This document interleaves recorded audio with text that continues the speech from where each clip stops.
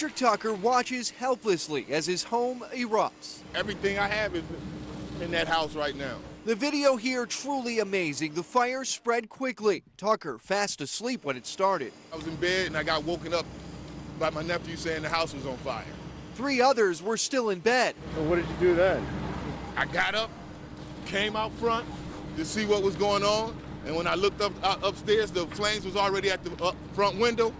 We went back in the apartment, woke everybody up, told them we had to get out. The family tried to save what they could. First we was gonna try to gather some things, but the smoke got too thick downstairs, so we came outside.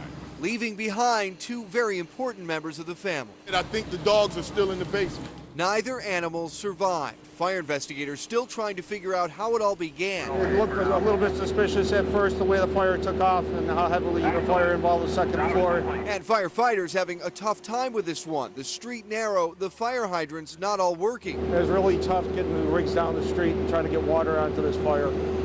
Just real difficult with the street conditions and the hydrant conditions at this point, trying to get enough water on the fire. As for Patrick and his family, they're now left without a home, relying on the Red Cross for help. Oh, man. Adib Lovett breaks the news to another relative. His son is dead.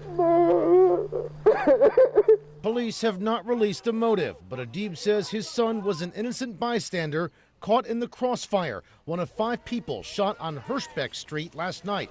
A 19-year-old girl from Derby was also killed, and 3 others were injured. Wake up! Wake up, Mom! No, you can't go over there. Shots rang out just after 2 o'clock. Witnesses say it was a drive-by.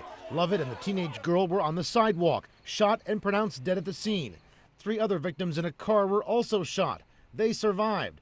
27-year-old LaWanda Strozer, who is pregnant and lives nearby, 20-year-old Kimberly Caldwell of Derby, and 29-year-old Joseph Cole of Buffalo.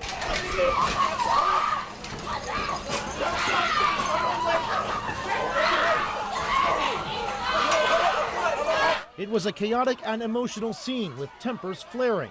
Dozens of police officers had to break up this fight, anger fueled by uncontrollable grief in a city where residents say they've had enough.